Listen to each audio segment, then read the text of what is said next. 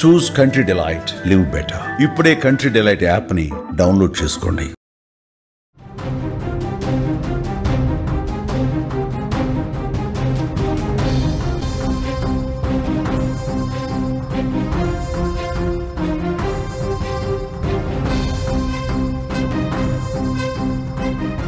మందుబాబుల bend తీస్తున్నారు పోలీసులు. మద్యం తాగి దొరికితే శిక్షలు వేస్తున్నారు. భారీ జరిమానాతో పాటు జైలు శిక్ష కూడా విధించారు. కామారెడ్డి జిల్లాలో సోషల్ సర్వీస్ కింద శిక్ష వేశారు. మద్యం తాగి వాహనం నడపటం చాలా ప్రమాదకరం. తమ ప్రాణాలతో పాటు ఎదుటి వాళ్ళ ప్రాణాలు కూడా ముప్పు. కానీ చాలామంది ఫుల్గా తాగేసి రోడ్ల మీదకి వస్తున్నారు, వాహనాలు నడుపుతున్నారు. డ్రంక్ అండ్ డ్రైవ్ టెస్టులు నిర్వహించి వారి బెండ్ తీస్తున్నారు ప్రస్తుతం పోలీసులు. మందుబాబులపై కఠినంగా వ్యవహరిస్తున్నారు. వాహనాలు సీజ్ చేస్తున్నారు. భారీగా జరిమానాలు విధించడంతో పాటు జైలు శిక్ష కూడా వేస్తున్నారు. ఇవే కాకుండా వినూత్నంగా కొన్ని శిక్షలు అమలు చేస్తున్నారు. దానిలో భాగంగానే కామారెడ్డి కోర్టు మద్యం తాగిన వ్యక్తికి సోషల్ సర్వీస్ కింద శిక్ష వేసింది. కామారెడ్డి పట్టణానికి చెందిన ఓ వ్యక్తి ఇటీవల మద్యం సేవించి వాహనం నడిపాడు. పోలీసులకు అడ్డంగా దొరికిపోయాడు. అతన్ని పోలీసులు మంగళవారం కామారెడ్డి కోర్టులో హాజరుపరిచారు. Second class magistrate T Chandrashekar నిందితుడికి 1000 రూపాయల జరిమానాతో పాటు ఒకరోజు కమ్యూనిటీ సర్వీస్ చేయాలని శిక్ష వేశారు. నేను మద్యం సేవించి వాహనం నడిపినందుకు కోర్టు నాకు ఒకరోజు కమ్యూనిటీ సర్వీస్ శిక్ష విధించింది. మద్యం సేవించి ఎవరూ కూడా వాహనం నడపవద్దు అనే ప్లకార్డ్ని అతని చేతిలో పెట్టారు. ఆ ప్లకార్డు పట్టుకుని జిల్లా కేంద్రంలోని నిజాం సాగర్ చౌరస్తాలో నిలబెట్టారు.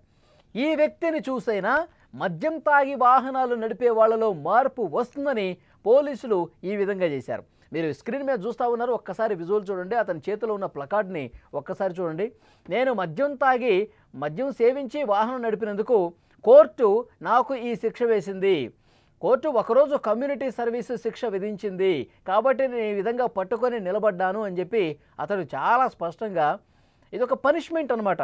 అంటే ఏ విధంగా అయినా బుద్ధి వస్తుంది, ఈ విధంగా చేస్తే అయినా కొంచెం సిగ్గు వస్తుంది, మళ్ళీ నిన్ను రోడ్డు మీద ఈ విధంగా నిలబెట్టరు అనే ఒక భయంతోనైనా మందు తాగేసి రోడ్ల మీదకి రారనమాట. ఇక్కడ చూసారా, సిగ్నల్ పడ్డప్పుడు అక్కడ ఆగినటువంటి వాహనాలు ముందుకు అతన్ని తీసుకెళ్తా ఉన్నారు.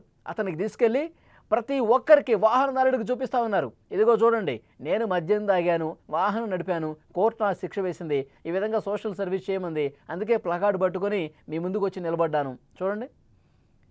కాబట్టి ఈ పరువు కోసమైనా ఈ రోడ్ల మీద నిలబడి అవమానపడే కంటే మద్యం తాగకపోవటం బెటర్.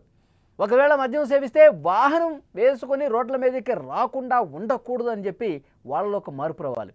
ఇది చూసే వాళ్ళు కూడా కొంత మార్పు రావాలనే ఉద్దేశంతో ట్రాఫిక్ పోలీసులు ఈ నిర్ణయం తీసుకున్నారు. ఇప్పుడు నేను తాగినా రోడ్డు మీదకి వచ్చినా ఇప్పుడు నన్ను కూడా ఇదే విధంగా ప్లకార్డు చేత పట్టుకుని రోజంతా నిలబడతారుగా. వర్షం వచ్చినా ఎండ వచ్చినా ఆ ప్లకార్డు మాత్రం కింద పెట్టకూడదు, అదే పనిష్మెంట్. ప్లకార్డు ఇట్లాగే పట్టుకొని మన ఫేస్ మీద పెట్టుకుని కొంతమంది ఎవరా వ్యక్తి అని చెప్పి తొంగి చూసేవాళ్ళు కూడా ఉంటారు. మన ఫేస్ కనిపిస్తే పరుగు పోద్ది, అదొక అవమానం. ఇది అవసరమా? మనం తాగడం అవసరమా? తాగి రోడ్ల మీదకి రావడం అవసరమా? కాబట్టి వాళ్ళలో మార్పు రావడం కోసం తాగొస్తే ఇలాంటి పనిష్మెంట్లు వస్తాయని చెప్పి ఒక భయం ఏర్పడితే తాగి రోడ్ల మీదకి రారు, వాహనం నడపరు. ఎందుకంటే ఆ విధంగా వస్తే వాళ్ళ ప్రాణాలు పోవడమే కాదు, వాళ్ళు తాగి పడ్డాడు అనుకోండి, అతడు ఆసుపత్రి పాలవడమే కాదు, ఎవరన్నా గుద్దితే వాడు కూడా ఆసుపత్రి పాలవుతాడనమాట. సో ప్రజల ప్రాణాలకు ముప్పుగా కూడా ఈ మద్యం తాగేవాళ్ళు మారుతూ ఉన్నారు. అందుకే కోర్టు ఈ విధమైనటువంటి శిక్ష వేసింది. కొన్ని సందర్భాల్లో జైలుకి పంపిస్తారు, ఇక డబ్బులు జరిమానా విధిస్తారు, జైలుకి వెళ్ళి శిక్ష విధించాలి, డబ్బులు కట్టాలి, ఈ విధమైన శిక్షలు కూడా ఉంటాయి అన్నమాట.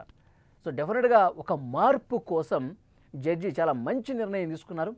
కమ్యూనిటీ సర్వీస్ చేయాలని చెప్పారు. సో డెఫినెట్గా ఇదొక మంచి పరిణామం. ఇలాంటి శిక్షలు వేయాలి. అప్పుడు పరువు కోసమైనా, అవమానం మనకు పాల్పడకూడదు, దానికోసమైనా వాళ్ళు తాగి రోడ్ల మీదకి రారు. కామారెడ్డిలో ఇది జరిగింది, చాలా బాగా చేశారు.